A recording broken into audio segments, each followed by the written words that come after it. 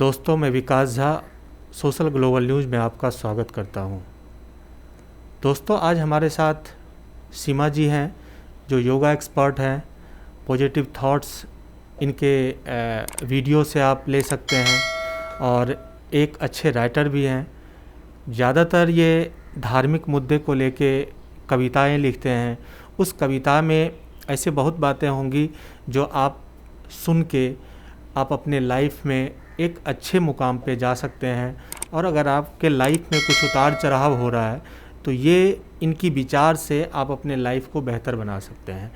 तो मैम, आपको social global news में स्वागत करते हैं। नमस्कार। और मैम, अभी का जो समय है, ये कोरोना महामारी है। आपकी जो अभी वीडियो हम शूट कर रहे थे उसमें आपने कई बातें बताया कि जो कृष्ण और अर्जुन की जो संवाद है, उस संवाद में अगर हम फील करें तो अर्जुन के सामने हम लोग बैठते हैं और कृष्ण भगवान संदेश दे रहे हैं, उनसे कुछ सवाल जवाब हो रहा है। तो उसका आजकल के परिवेश में, आजकल के जो जनरेशन है, या आज हम कहें तो आजकल की जितनी भी दुनिया में जितने भी व्यक्ति हैं, हम अर्जुन उनको समझें, कृष्ण भगवान हमको क्या संदेश दे रहे हैं? विकास जी, जैसे आज का जो ये टाइम आया है, कोरोना जो महामारी दिखी है, मतलब ये बचपन से लेकर आज तक कभी हमने इस तरह का समय देखा नहीं था। इसने बहुत सारी चीज़ें हमें सिखा भी दी हैं और बहुत सारी चीज़ों से हमें अवगत करा दिया कि आप आगे की ज़िंदगी को कैसे जिएं। और जिस तरह से क्या होता है कि भगवत गीता लोग पढ़ते हैं, बहुत सारे लोग पढ़ते हैं, बहुत सारों ने तो अभी गीता पढ़ी भी नहीं है। लेकिन भगवत गीता को लोगों को थोड़ा सा एक उनकी जो मानते हैं उस चीज़ को, वो ये मानते हैं कि वो अर्जुन और कृष्ण का संवाद था। मतलब यही सोचते हैं कि भी अर्जुन को थोड़ा सा वो युद्ध में वो अपने लोगों को मारना नहीं चाहते थे और इसलिए वो बहुत भाव विहिल हो गए और बहुत अपना गांडीव छोड़कर वो बैठ गए थे। उनको कृष्ण जी ने समझाया, बस ये एक एपिसोड था, ये कहानी थी। लेकिन मेरा मानना ये है कि अर्जुन की जगह हम सब हैं। आज जो भी समस्याएं चल रही हैं, अर्जुन के साथ भी वही समस्याएं थी। आप ये सोचें, हम अपनों को मार नहीं रहे, लेकिन क्या है कि आज जो समस्याएं हैं और जो हमारा मन विचलित हो जाता है, मन भ्रमित हो जाता है, करें या ना करें, इसमें डामाडोल रहता है, तो उसके अंदर हम अर्जुन की सीट पर बैठते हैं एक तरह से। और अगर आप अपने आप को देखिए, मैंने मेरे एक वीडियो में भी डाला है कि हम प्रकृति के अंश हैं, पंच तत्वों से बना हमारा शरीर है। और भगवान के लिए भी मैं ये कहती हूँ कि वो हमारे ही भीतर है। अगर आप अपनी ही आंखें बंद करें और अपनी शक्तियों को इतना जागृत कर लें तो आपको अंदर से ही आवाज़ आनी शुरू हो जाएगी कि समस्याओं का समाधान कैसे करें। मैम, जैसे आजकल जितने भी महामारी है या जितने भी तरह की बीमारी है, उस बीमारी में हमको कुछ होता है तो हम लोग मेडिसिन पहुंचते हैं कि हमको ये मेडिसिन चाहिए, ये मेडिसिन चाहिए। आप एक योगा एक्सपर्ट हैं और जो आपने कहा माँ प्रकृति कह रहे हैं कि हमने जो प्रकृति में तुमको मुफ्त में दिया उसका लुत्फ़ तुमने नहीं उठाया और जो कृत्रिम चीज़ को तुमने अपनाया, उसके वजह से एक अदृश्य होके उनका ये संदेश है। तो हमारे जीवन में स्वस्थ रहने के लिए एक मेडिसिन के रूप में योगा कितने भी सिद्ध और सार्थक माने जाते हैं? जी, देखिए, हम लोग प्रकृति से दूर हुए। दूसरा, हम अपने ऋषि मुनियों के ज्ञान को, इसको तो आप भी मानेंगे कि पहले के जो ऋषि मुनियों का ज्ञान हुआ है, जो हमें इतना वो वेद में, पुराण में वो सब चीज़ें दे गए, तो पहले के ऋषि मुनियों के पास कौन सी टेस्टिंग मशीनें होती थी? पहले ये आपके MRI स्कैनिंग मशीन नहीं थी, पहले के टाइम में एक्सरे मशीन नहीं थी। वो योगी अपने ध्यान में ही जाकर वो आपका सूक्ष्म शरीर, आपका कारण शरीर, आपके सारे शरीर का वो व्याख्यान ये वेदों में कर गए। सब में है आपका कि किस तरह से आप अपने को स्वस्थ रखें। लेकिन हमने वहाँ तक पहुँचने की कोशिश ही नहीं करी। और उल्टा जब योग, देखिए, योग के लिए मैं ये कहूँगी कि योग जो है उसको महर्षि पतंजलि हुए, उन्होंने पतंजलि योग सूत्र में बहुत ही सटीक योग हमें बता दिया। उसके बाद धीरेन्द्र ब्रह्मचारी जी को इसका श्रेय जाता है कि उन्होंने जनता तक योग को पहुंचाने की कोशिश की, लेकिन उस समय संसाधन इतने नहीं थे। टीवी आया ही आया था, टेलीविज़न सबके घरों में नहीं था, तो इसलिए जगह जगह जन जन तक वो चीज़ नहीं पहुंच पाई। रामदेव जी को मैं ज़रूर इसका भागीदार मानूंगी कि उन्होंने जन जन तक कम से कम ये बात पहुंचा दी कि योग आपके स्वास्थ्य के लिए अच्छा है। और वाकई में योग जो है, आप अगर योग को जीवन में लाते हैं तो देखिए योग में आसन है, आसन से आपका शरीर स्वस्थ होता है, प्राणायाम से आपके प्राणों का आयाम, प्राणों का संचार होता है, नाड़ियों का शुद्धिकरण होता है। और जब आप ध्यान में जाते हैं तो ध्यान में देखिए प्रार्थना वो है जब आप भगवान को अपनी बात सुना रहे हैं, और ध्यान वो है जब आप उसकी आवाज़ सुनते हैं।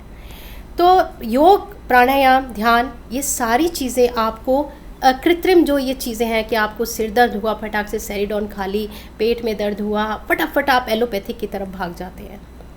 मैं सबको यही कहती हूँ कि अगर योग करते हैं, प्राणायाम करते हैं, पहली बात तो आपके पास बीमारियाँ आने से घबराएंगी।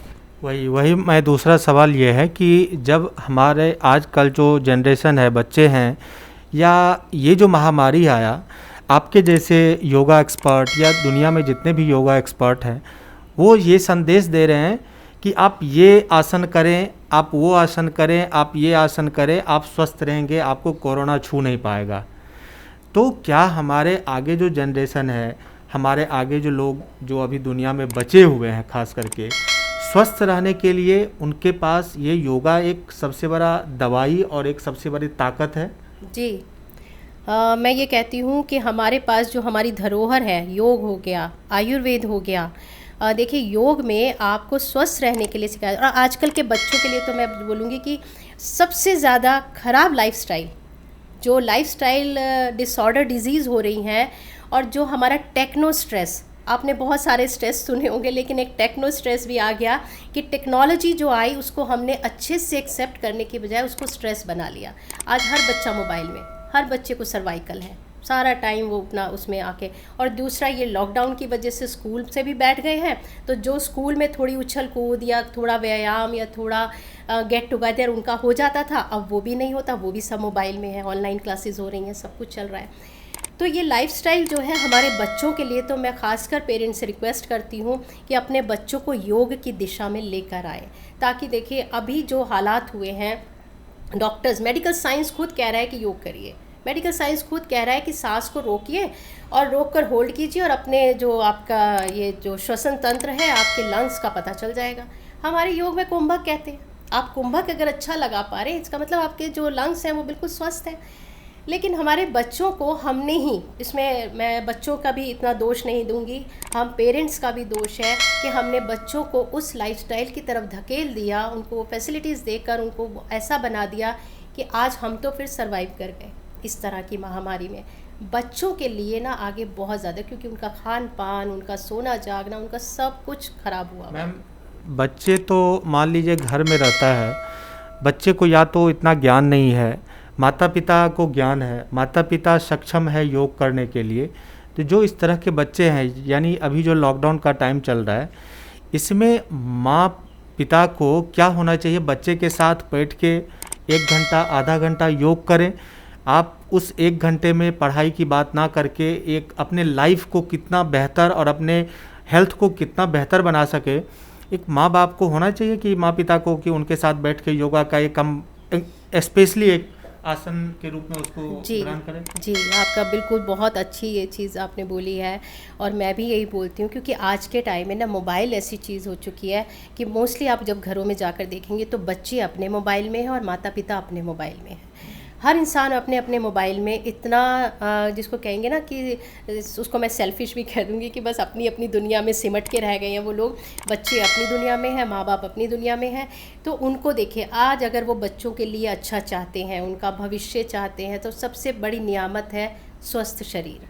उसके लिए माँ बापों को पहल करनी पड़ेगी कि वो भी बैठ के करें, ताकि बच्चों को भी लेकर। और बच्चे आज की डेट में देखिए वो भी इसलिए अलग हो गए हैं कि पेरेंट्स उनको टाइम नहीं दे रहे। तो बच्चों के साथ आपको बैठना है, उनकी समस्याओं को सुनना है, और साथ में एक पैकेज बनाएं सुबह उठ के कि हम दोनों ये आसन करेंगे, ये प्राणायाम करेंगे, और इस तरह से हम बैठेंगे। साथ में बैठ के पूजा करवाएं।